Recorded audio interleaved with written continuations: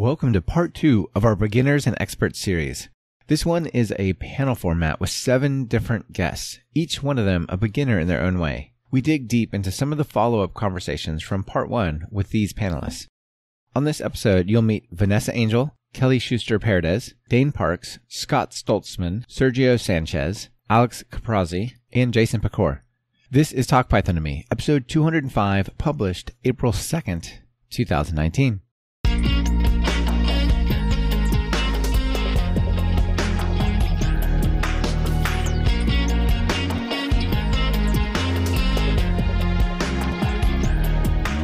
Welcome to Talk Python to Me, a weekly podcast on Python, the language, the libraries, the ecosystem, and the personalities.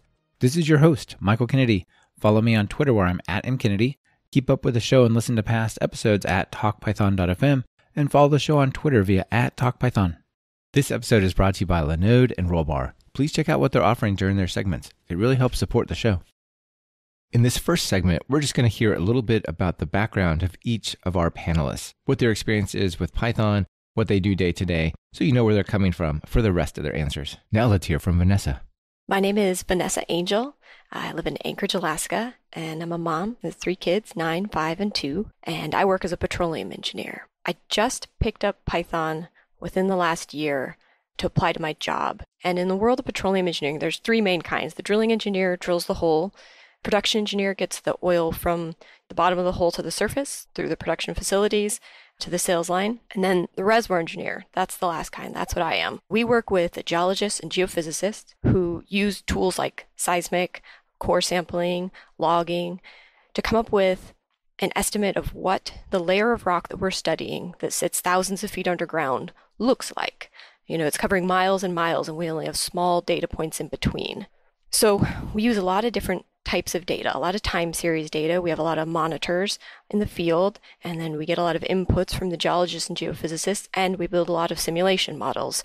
And using all that information together, we're trying to come up with estimates for predicted oil rates if you drill a well, where oil's remaining, where we could drill more locations and get more oil.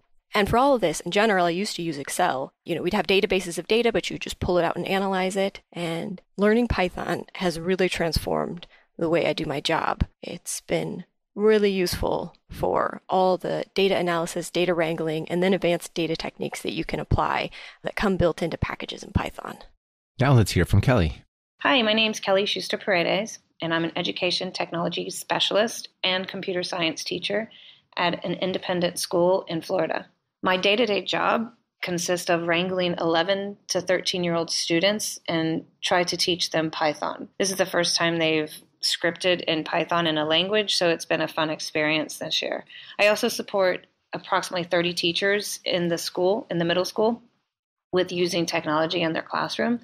And I do anything from helping them with an application, helping them with Google Suite product. But our major and most fun part is getting the teachers into coding projects in their curriculum.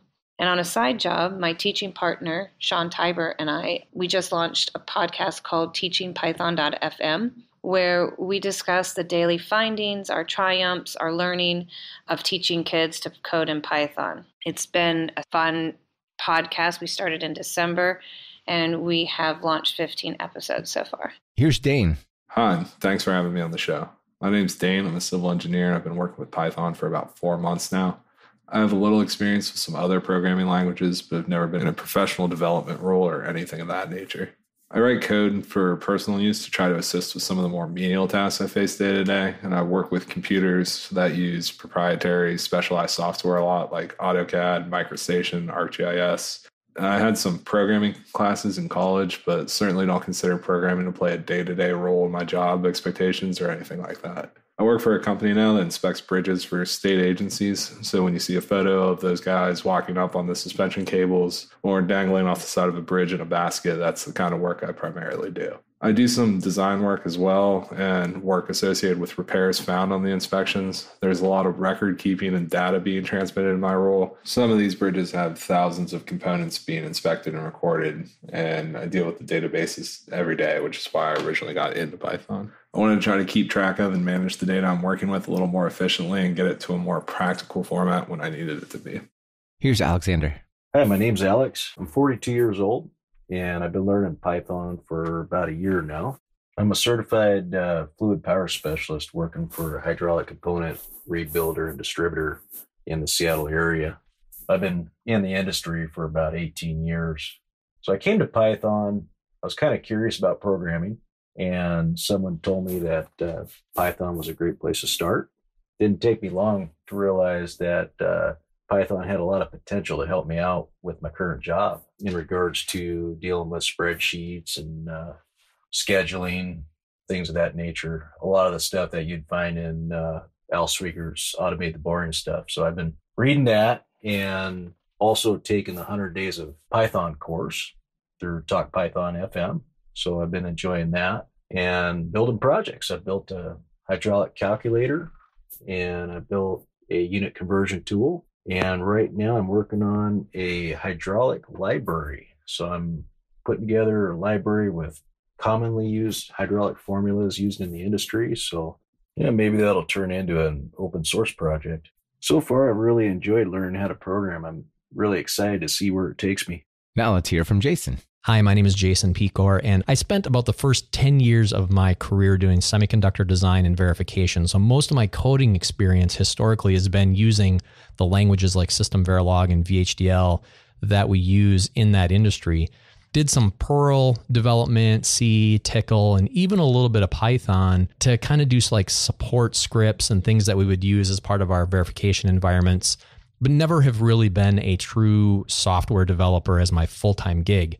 These days, my primary responsibility is focused on business development and marketing. I'm one of the co-founders of a small company that does semiconductor design as well as some FPGA-based embedded computing platforms for embedded systems, motion control, industrial IoT, and things like that. So most of my work is spent on the sales and marketing kind of activities, but that also includes doing YouTube videos and doing our social media stuff, which is really cool because that's where I get to do demonstrations. It allows me to get my hands kind of dirty with some coding and creating things.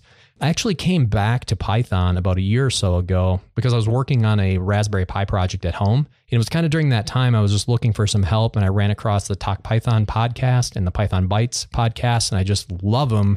And I just kind of started to get really interested in Python in general.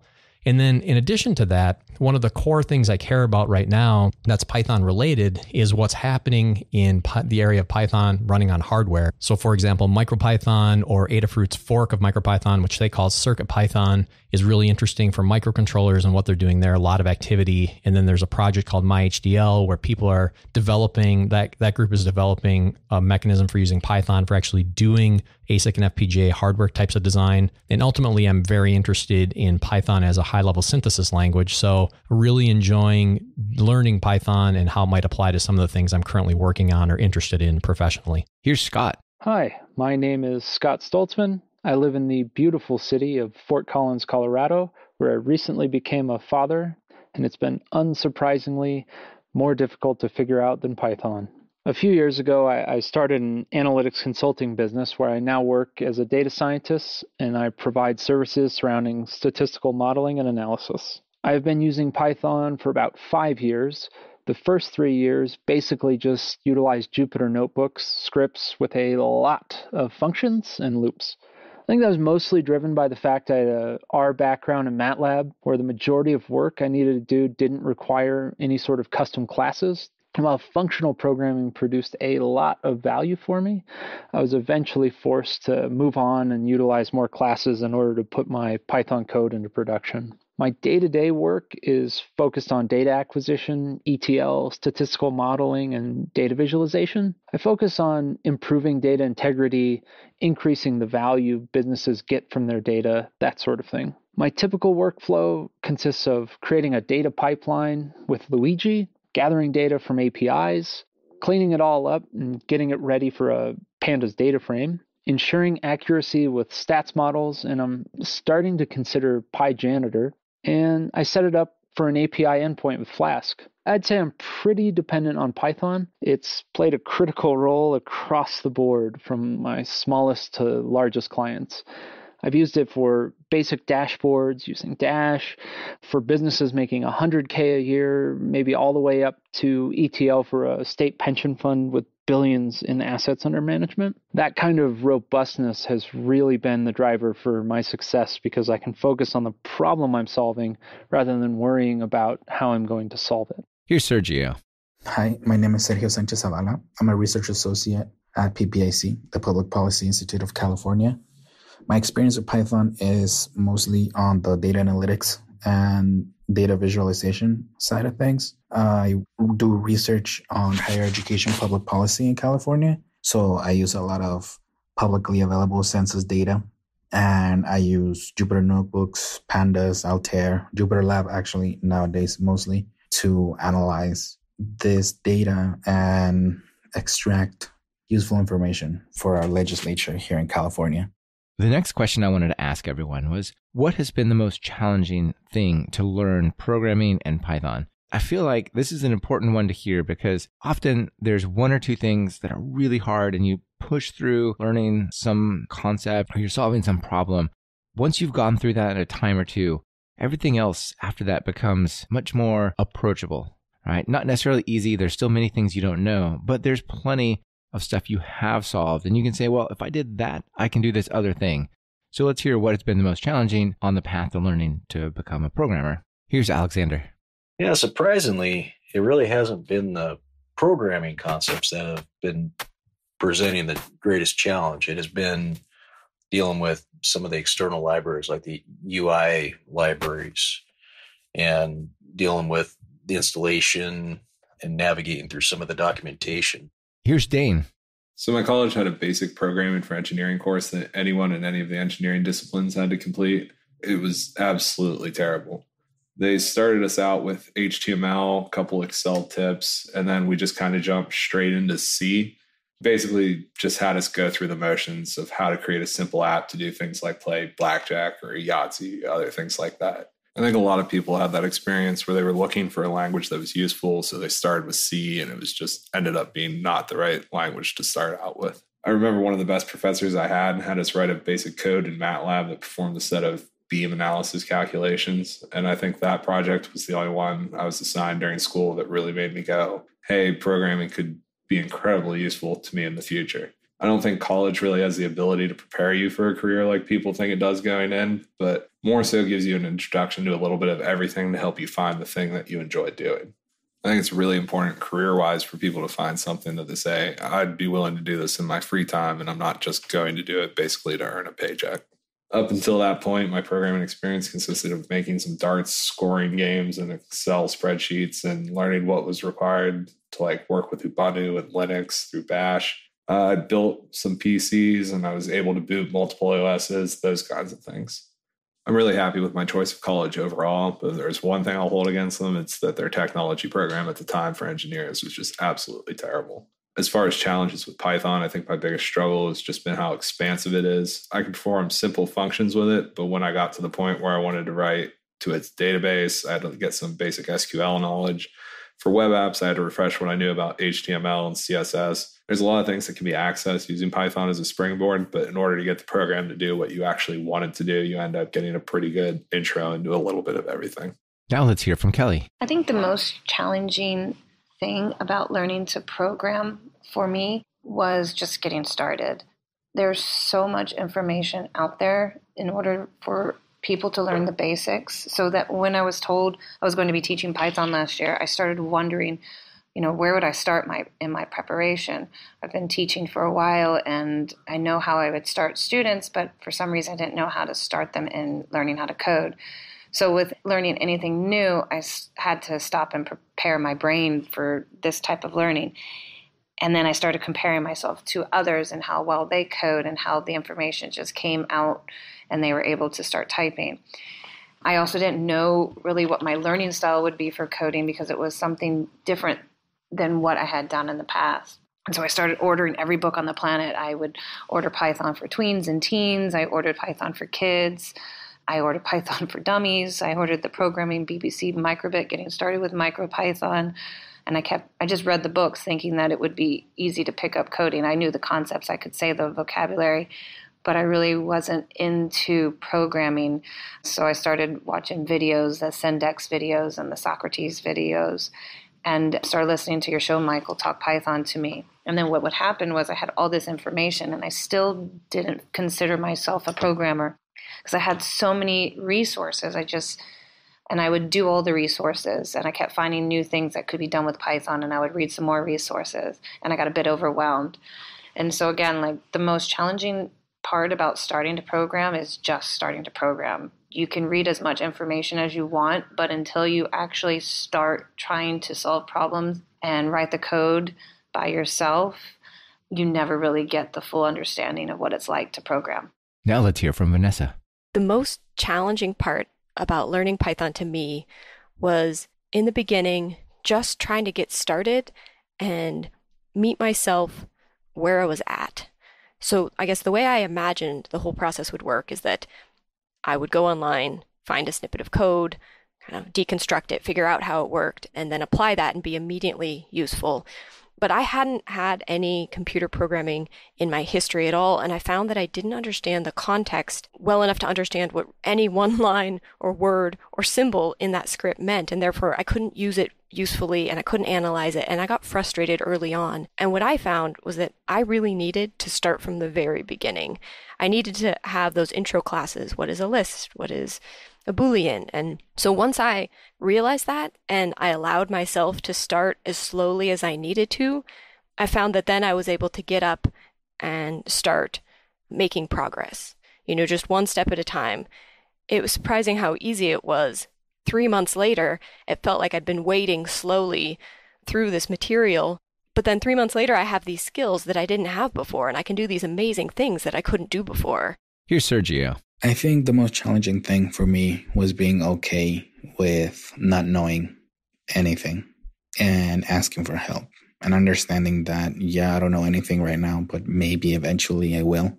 Because when I was in college, I signed up for this computer science class, and the professor handed out this worksheet that said, if you cannot do this, you shouldn't be in this class. I dropped that class and I didn't touch computer science or programming until after college. And that was a huge fear when you're barely starting and you don't want to look dumb and you want to learn something. If you want to learn something, obviously you do not know that thing, and that's perfectly fine. And the Python community is particularly great at welcoming beginners, so it worked out. But you have to get over that fear of looking dumb. That was the most challenging thing for me, at least personally.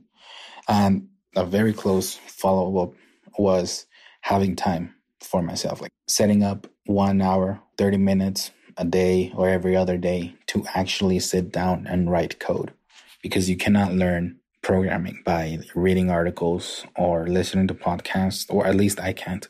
You have to sit down and actually write some code to understand what you're doing and see the errors and be like, oh, I guess this doesn't work. Oh, I didn't know this could work, but it did, And then also you have your code and then you can start building on that. It's just keeping track of everything.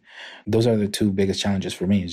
It's okay looking dumb. Sometimes it's okay saying that you don't know something and actually having time to do it.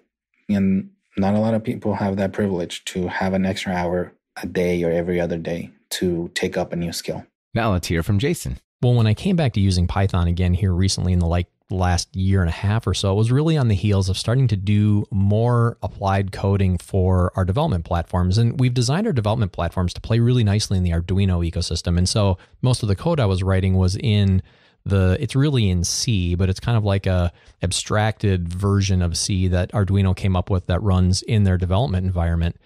And I wanted to pick up Python for this project I was doing at home and wanted to learn that. And I had done Perl before. And so I thought, okay, well, it's going to be similar in a lot of ways to Perl and even similar, programming languages from language to language. You get different syntax, different ways to structure things, but a lot of the concepts are the same. Well, the first thing I hit that I really didn't like was the indenting. And I actually hated it. I mean, I wanted my braces back.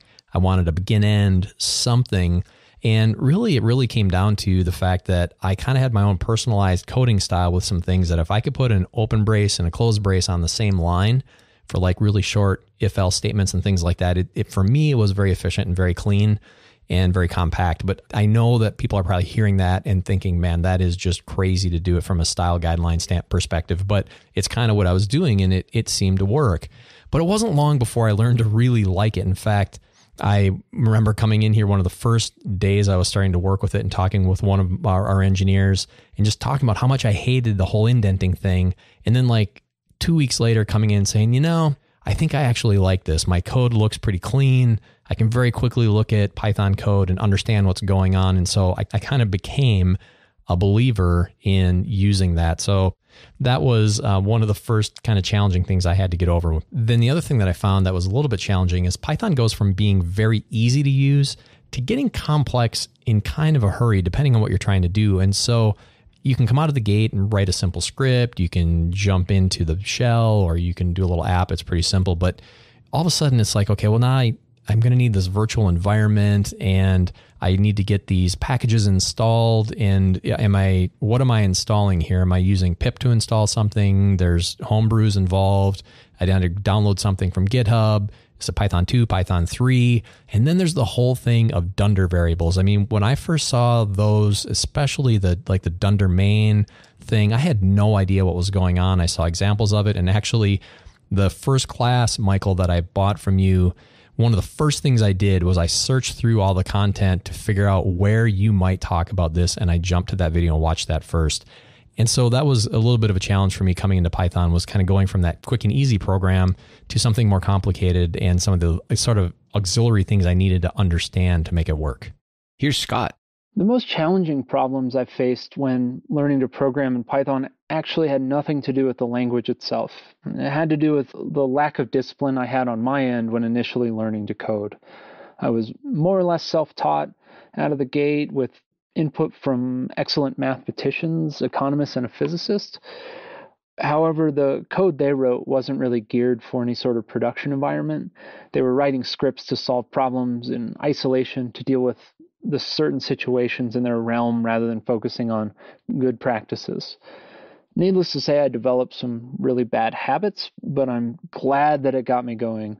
As I look back, I realize it was much easier to learn some bad habits while you're excited about learning than it is to sit down and learn something like a tuple is an immutable object, blah, blah, blah. But I'm sure there's some kind of balance in between. Due to the fact the previous work I was doing was almost exclusively surrounding functional programming, I still have to take back and remind myself there could be a better way to structure my code in an object-oriented way. This happens a lot when I start chaining functions together in an attempt to utilize dry principles. Nowadays, after I find myself overloading my overloaded functions with more overloaded functions, I tend to step back and hit the reset button rather than pushing on and regretting it later. That said, object-oriented programming still requires a conscious effort on my part. It's not super difficult by any means, but I still have to flip the switch. A related challenge basically surrounds how to best utilize design patterns. Breaking up my code in a logical, scalable, and easy-to-understand way is important, and it's not something that's easily researched. When you work with someone else who's already designed the patterns, they make a lot of sense. But coming up with how to structure your own code takes a while to develop the intuition and how to develop it. Everyone recommends the Gang of Four and the work by Brandon Rhodes. Those are really well done, but for me, it just took time and experience to really figure out which of those patterns to use, how and when to use them. And it's something I really have to work on every day. Now, the most important question I ask myself when writing code is, am I maximizing breakage? That's something you never want to do, and it tends to happen really easily. So as I've become more experienced, I can catch these things ahead of time, but it's definitely still a challenge for me. This portion of Talk Python to Me is brought to you by Linode. Are you looking for hosting that's fast, simple, and incredibly affordable? Well, look past that bookstore and check out Linode at talkpython.fm/Linode. That's Linode. Plans start at just $5 a month for a dedicated server with a gig of RAM. They have 10 data centers across the globe, so no matter where you are or where your users are, there's a data center for you. Whether you want to run a Python web app, host a private Git server, or just a file server, you'll get native SSDs on all the machines, a newly upgraded 200 gigabit network, 24/7 friendly support even on holidays, and a 7-day money-back guarantee. Need a little help with your infrastructure? They even offer professional services to help you with architecture, migrations, and more. Do you want a dedicated server for free for the next 4 months? Just visit talkpython.fm/Linode. The next question I wanted to ask everybody was, what is the most surprising thing that you learned getting into programming? Things like, what did you expect that was going to be really hard, but actually turned out to be easy? Or what did you think was easy and actually is way harder? Now let's hear from Vanessa. When I first started learning programming, I thought it would be a bit of a check-the-box exercise, like, okay, there's all these skills that I need to know, and programming's one I haven't done yet, so let me pick up a language, and that will augment my skills. But instead, it's been really transformational to the core way I bring data in and analyze it every day, and the types of data that I'm now able to analyze. For one thing, there's data that's too large. That's the reason I first got kicked off, was because there was a pressure file that had pressure data every second for 3 months. And it was just too big to open in Excel. And so I used Python to open it and read it and plot it and refit it so that I could get the information out of it that I needed. But then I found that you can analyze image data and audio data and all types of data that I never even considered going through in Excel. And it really opens up a lot of ability for innovation if you're able to get down to that level where you're at the data source. Or, just getting to be able to talk to the database is easier, and pull in multiple sources and types of information allows you to be so much more creative than I could be in the past. And that's really resonated with other people as well.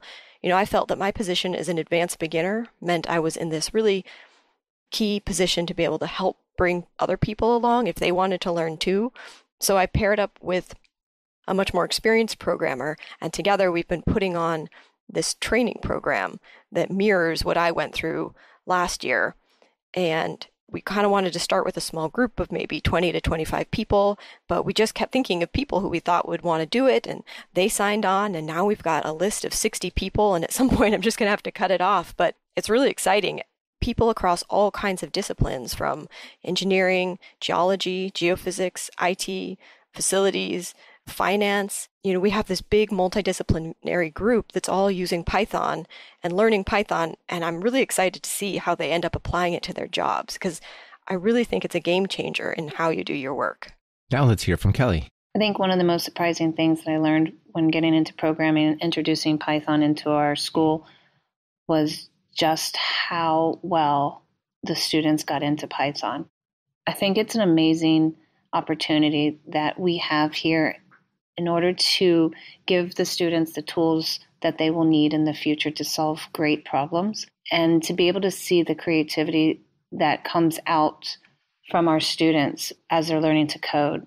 I didn't expect Python to be so versatile at first, and I think that is what has just really enlightened me and made us become a little bit of an addict for Python. Giving the students the opportunity to learn that Python can be used in web development, in scientific computations, in desktop applications, in robotics, and machine learning, and hardware programming. It's such a great opportunity instead of just programming in old school HTML and maybe C++ or something. But I think it's just this opportunity that Python provides our students in order to show them the libraries that are constantly being produced, the SciPy, NumPy, Pandas, in order to produce data science and to do machine learning, and to show the students that you can use TensorFlow and create your own program in order to solve an issue. One of our students, he's actually using visual perception in order to help visually impaired people or person, a visually impaired person, maneuver their way in a new environment. And I think that's great that we can give them. So I think that's one of the most surprising things that I learned from getting into programming with Python. It was efficient, it's versatile, it's easy, and it just allows the students to solve really good problems. Here's Dane. I think the first thing I was really surprised by when I got out of college and into my professional career was just the fear of open source in my industry. My first job was with a Fortune 500 company that was taking database entries, exporting them as a PDF, and then emailing one giant file out to supervisors. Instead of performing unique queries for each supervisor that only returned what they actually needed, they only did that to basically limit our access to the database because they didn't want us to accidentally mess it up or open up a security hole or something in it.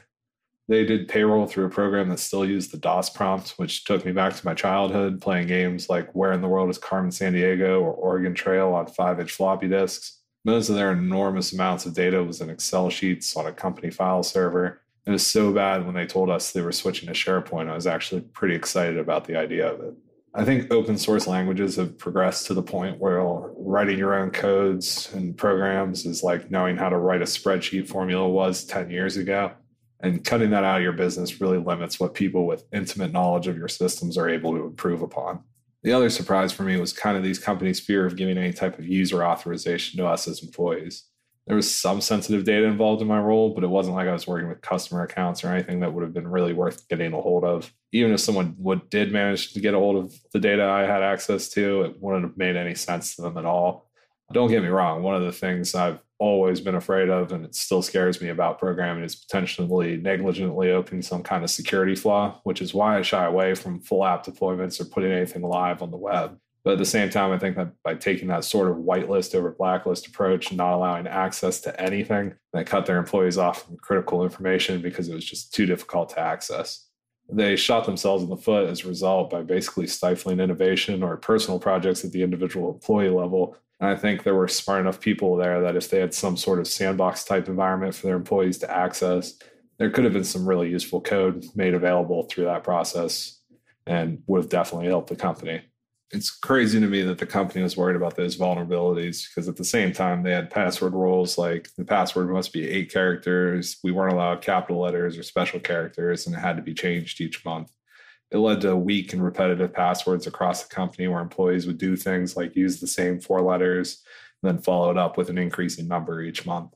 I've looked into data breaches and cybersecurity a lot since getting into programming. It's never this company gave access to open source languages to their employees. It's always something like an SQL injection, a phishing attack.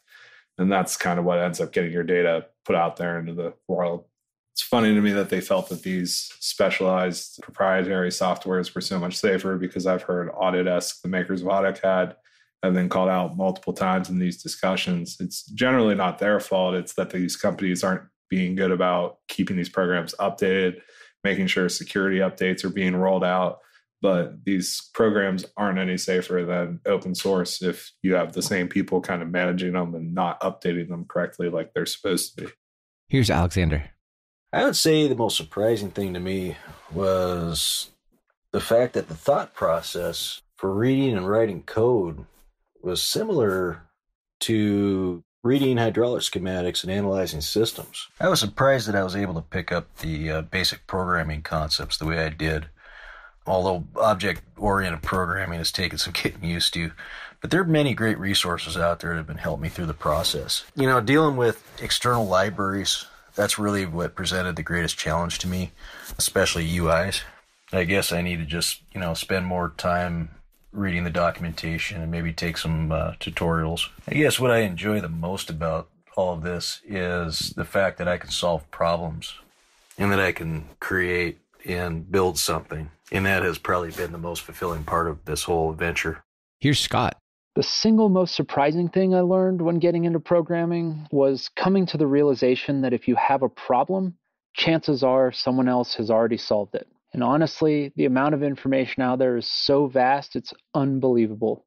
I think Stack Overflow has probably saved countless screens and keyboards from being broken by frustrated programmers. If I look back at it, finding answers versus asking questions is probably a 500-to-1 ratio for me, at least.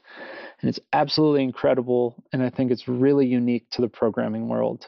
Once you learn to ignore the negativity and crazy self-centered egotistical stuff, you can really gain a lot from the help online. And it's been an overwhelmingly positive experience getting help, and I make sure to answer questions and give back as well. The golden rule is still really important online.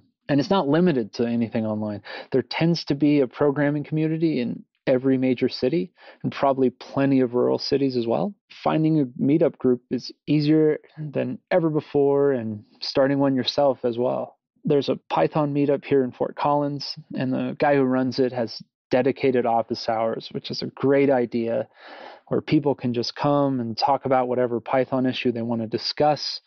Between that and the data science meetup I run, I rarely have felt like I was the first person to ever attempt to solve a problem. I brought up issues with SQL Alchemy, Docker, design patterns, you name it, and we've talked about it. And just going over it with other people tends to solve more than half of my problems anyway. Along those same lines, it's really easy to get started with things you find interesting. If you want to use a new package, it takes moments to jump online, find examples, find a tutorial, get your feet wet. Python and the open source community allow you to stand on the shoulders of giants and get started working on things you care about. And when you're working on things you care about, it doesn't feel like work anymore. Now let's hear from Jason. Okay, this is going to be a really specific initial answer, but one of the most surprising things I remember learning about Python was the night I figured out that a regular expression had to be handled with a class object. That was radical for me because I was used to doing regular expressions and pattern matching in Perl. And so when I was doing this with this Raspberry Pi project I was working on, I was downloading a whole bunch of information from Flickr, and I had to do a regular expression on it. And it just blew my mind that it was an object. I don't know why. It's not that big of a deal, but I just remember thinking, wow, this is weird. I have to create this search string and then pass it into an object using a class method. It was really strange. Once I figured it out, it worked great.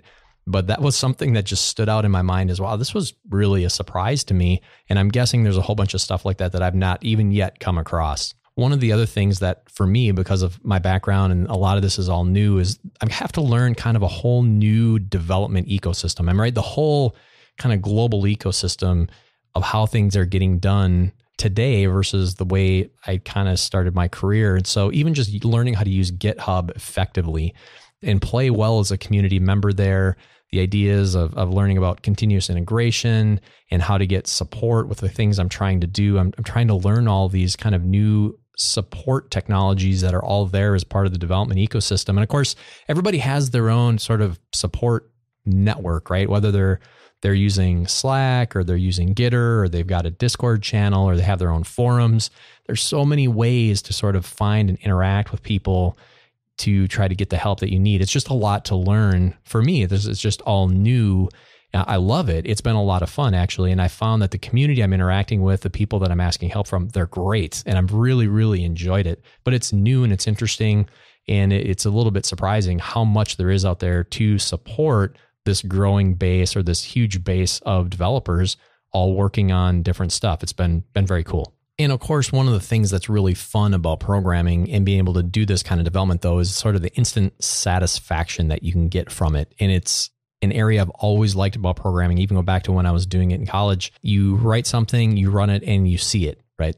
As opposed to developing boards or hardware or things that you may have to wait a long time to see it actually working directly or hold it in your hands and make it work. It's just a lot of fun to have something work immediately, whether it's web development or you're running microcontroller code and hardware, doing something in robotics, or even just making like cool NeoPixels light up and create a really funky color pattern.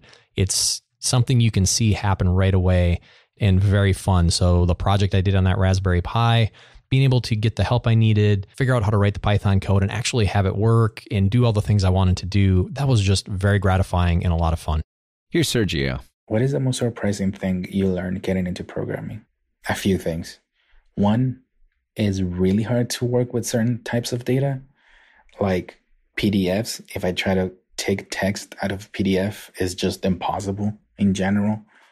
It sucks. I can never get it to work. Working with time, that was really weird because we're so used to knowing what in 5 minutes or next year or 2 weeks ago is.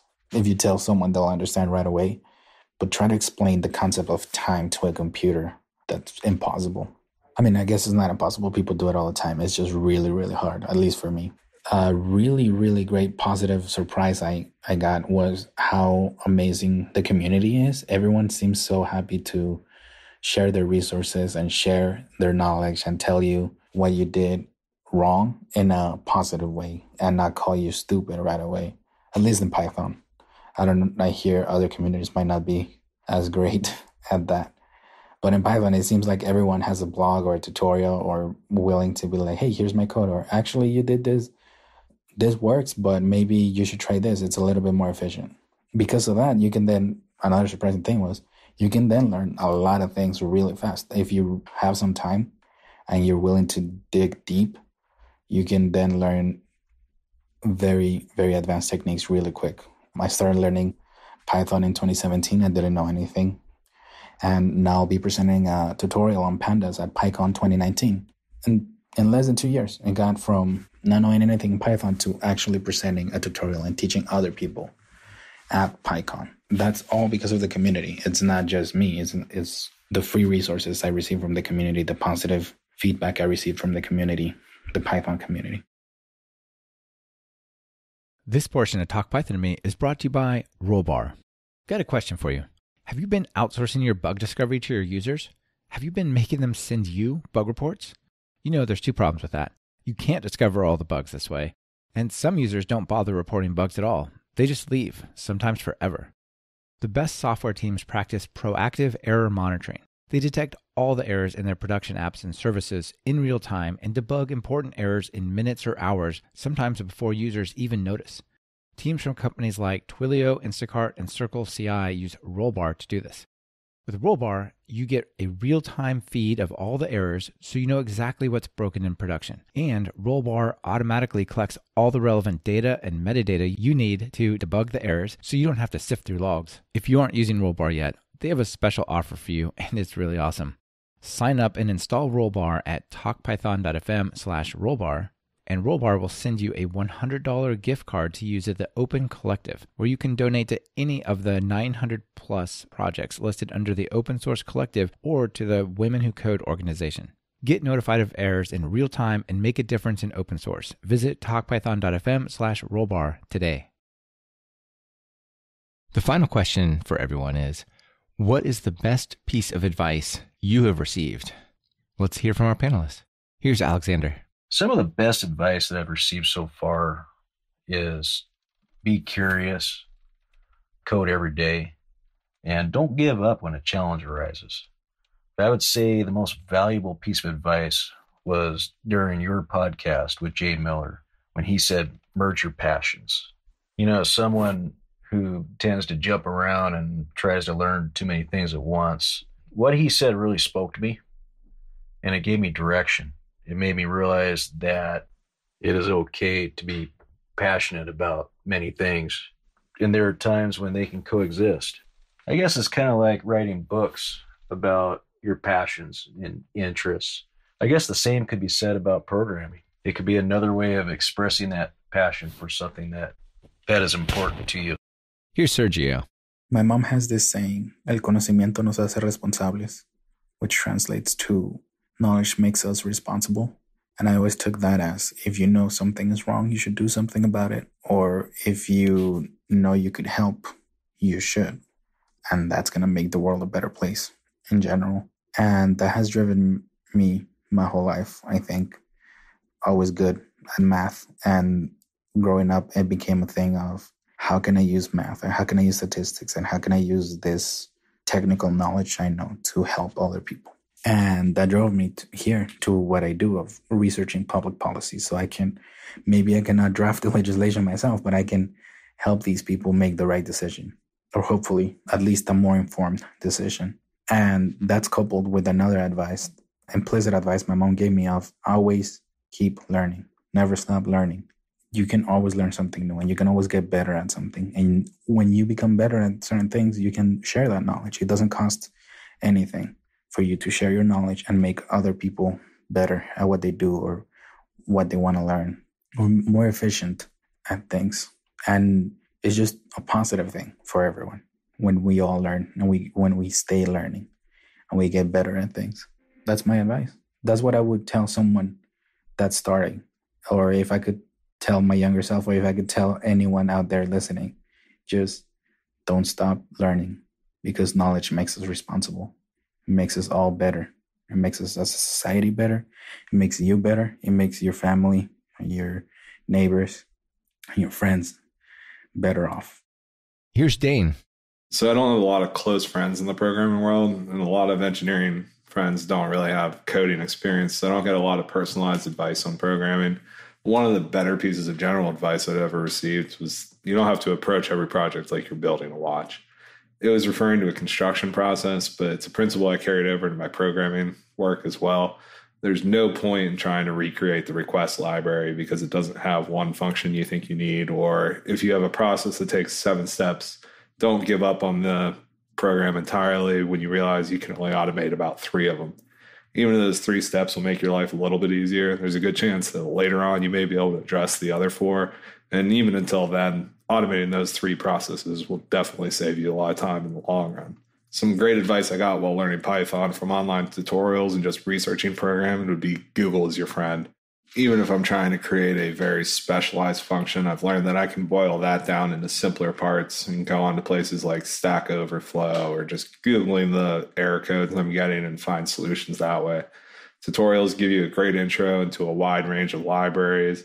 And even if the end app wasn't exactly what I was trying to create, they still open the door for me to a lot of ideas to use later on. I've used a lot of Corey Schaefer's tutorials on YouTube. They're absolutely fantastic. They basically taught me a lot of what I know about programming. I switched over to PyCharm after hearing so many people recommending it at the end of this show. That's helped me tremendously. It's a great organizational system, and it just makes everything so much easier. And you can use it to create small programs. You can access the terminal. It basically does everything I needed.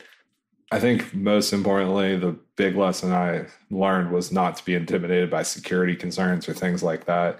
Absolutely keep them in mind while coding, but there's plenty of ways to start out in a way that guarantees your primary day-to-day computer and personal information aren't getting exposed to anything you don't want them to accidentally. And again, Google is your friend as far as that. Thanks for having me on the show, Michael. I'm a huge fan, and you're doing a great job, so keep it up. Thanks again. Now let's hear from Jason.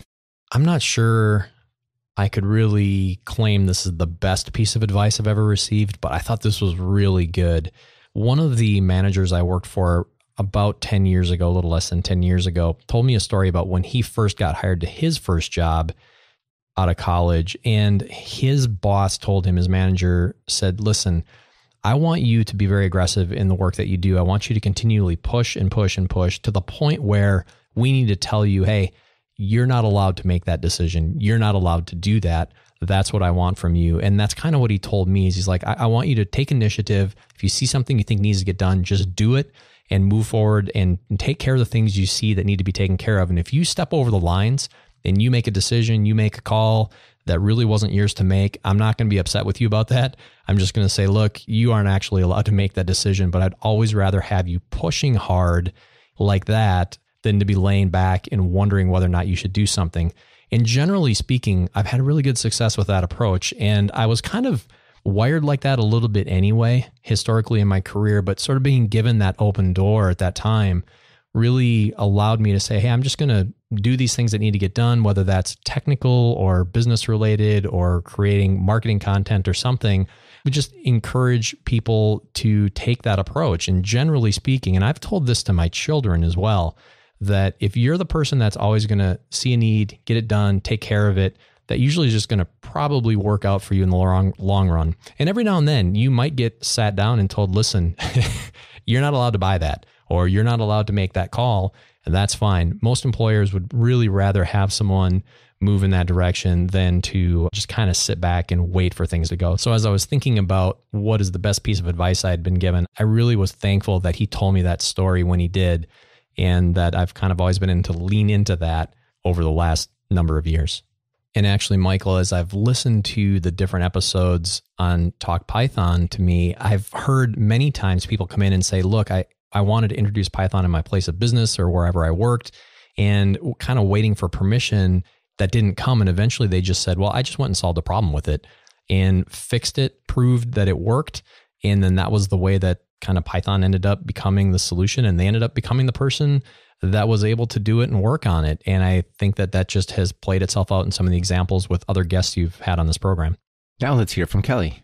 So the best piece of advice that I have received, I think that would be find a passion project in order to motivate me, to keep me going with learning Python. Once you start learning the basics, and you start playing around with the basics, you sometimes hit this little bit of a lull in the learning, and you end up doing the same thing over and over again because it's comfortable and easy. I remember I kept getting stuck into an if-else conditional loops because I work with the basics, and a lot of the kids would always use these. And so when I was given the advice to pick a project, I was trying to avoid using the stuff that I already knew. And I think that really helped. Once you find something that you like or you're interested in, and you try to find a problem that needs to be solved within that passion, then the sky's the limit on what you can find. We tend to do that with our students a lot. We give them 20% time project at the end of the quarter where they can pick something that they like to do outside of coding and see if they can solve a problem with that, or just find something that they liked with coding and see if they can solve a problem with that. And what's really great is that you can take those large projects and you can break them down and chunk the project into smaller bits, and then you can see if you can find solutions that will help make that project better by searching online. One of my first projects was really getting into matplotlib, and it was because I wanted to show some teachers that you could do a lot of graphing, easy graphing using Python. And so we worked a lot with learning different features of matplotlib.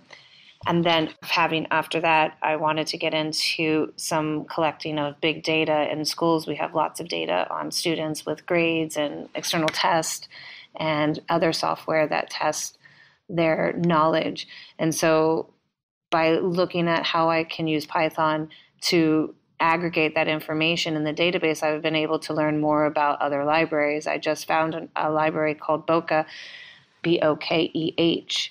And within that library, you can have a visualization, and it allows a different presentation with some data. So I'm hoping I can incorporate stuff like that into the situation. So that's the best advice I've been given, and it really helps you to get re-energized, especially when you're feeling a little bit overwhelmed. Here's Scott. The best piece of advice I've received, aside from happy wife, happy life, was from my dad. He used to say, if your feet are cold, put on a hat. And it stems from the fact that I grew up backpacking and spent a lot of time in the outdoors. He wanted my sister and I to learn survival skills. And one very important part to survival is staying warm. And the reason behind putting on a hat instead of socks is because you tend to lose more heat through your head. Pretty simple. And he didn't mean for that to extend to other parts of our lives, but it really has implications outside of survival. If you're ever stuck on a problem, it's tempting to do local fixes and slap on a Band-Aid. But if there are core issues, you really should put on a hat. And simply put, the most obvious solution isn't always the most effective one, and you should be thinking about better ways to solve your problems. There are a lot of examples of this in life, but one recent one I had when programming was working with a massive legacy code base that had some really nasty variable names in files that were 5,000 lines long and linked to raw data files that were created by 17 other files and had variables like XY, Y1, Y2, Y2A, that sort of thing. And so the first solution was to just rename everything, get it all into one place, and call it good. And honestly, that might be a first step, but the real problem is definitely deeper, because if you have a Y1, why do you need a Y2 that's just a slightly modified Y1, and then a Y3, which is a slightly modified Y2, and so on? We went back to the drawing board, found the earliest instances of all of these objects, and then created methods and manipulated it in a way that made a decent amount of sense. And so rather than recreating a mess with better naming conventions, we built something that followed best practices, moved forward, and became more sustainable. In other words, we put on a hat. Now let's hear from Vanessa. Best piece of advice that I received. Okay, they weren't actually talking to me precisely, but this was really, really impactful for me. So I was listening to a podcast called Becoming a Data Scientist by Renee Teet. imagining I just wanted to know what data science was. I'd started to hear about it and I was curious. And the first guest she interviewed, his name was Will Kurt, and you should listen to the whole thing. But what I remember was specifically between minute 14 and 16, they have this conversation. And it goes something like, she says, okay, you're from this non-traditional background, and, when did you start really getting this stuff? And when did you stop feeling stupid? And his answer was, oh, well, I continually try to feel that way. And he talks about how, when he did software engineering, he got really good at it, but that was actually a low point intellectually. And that if you're going to be a lifelong learner, one of the key things is that you have to be okay with continually feeling stupid. And that just flipped a switch for me somewhere, because I had been trying to do these things. And if it led to me feeling dumb, I would just think, well, I can't do this, or I should quit, or I should stop. But to have someone say, no, if you feel stupid, that's part of it. You're doing it right. This is it. This is just what it feels like to be learning new things. For some reason, that helped me to just sit down and power through things and not feel self-conscious about the way that I was learning them, and allowed me to have a lot more success than I would have otherwise. Well, that's it. I just want to say a quick thank you to all of our panelists. It's been great to have you all on the show, and I hope all of you out there listening learned a lot from them. This has been another episode of Talk Python to Me. Our guests have been Vanessa Angel, Kelly Schuster-Paredes, Dane Parks, Scott Stoltzman, Sergio Sanchez, Alex Kaprosy, and Jason Pecor. And this episode has been brought to you by Linode and Rollbar. Linode is your go-to hosting for whatever you're building with Python. Get 4 months free at talkpython.fm/Linode. That's Linode. Rollbar takes the pain out of errors. They give you the context and insight you need to quickly locate and fix errors that might have gone unnoticed, until users complain, of course. Track a ridiculous number of errors for free as Talk Python to Me listeners at talkpython.fm/Rollbar. Want to level up your Python? If you're just getting started, try my Python Jumpstart by Building 10 Apps course. Or if you're looking for something more advanced, check out our new async course that digs into all the different types of async programming you can do in Python. And of course, if you're interested in more than one of these, be sure to check out our Everything Bundle. It's like a subscription that never expires. Be sure to subscribe to the show. Open your favorite podcatcher and search for Python. We should be right at the top. You can also find the iTunes feed at /iTunes, the Google Play feed at /Play, and the direct RSS feed at /RSS on talkpython.fm. This is your host, Michael Kennedy. Thanks so much for listening. I really appreciate it. Now get out there and write some Python code.